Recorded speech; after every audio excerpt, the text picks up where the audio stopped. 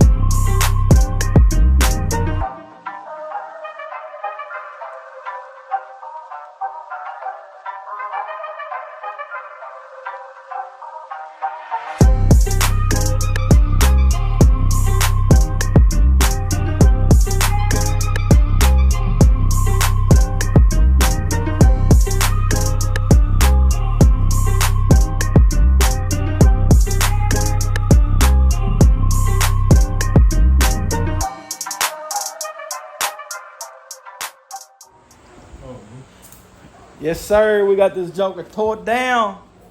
I got a whole lot of busters in here. A whole lot of, I'm talking about terrible ass motherfucker, man.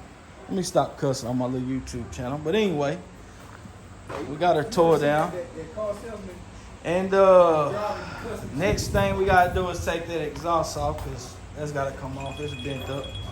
And also take this interference stuff out. But I'm trying to wait on this bracket before I do that, because I ain't never did a 15 up road guard interfering.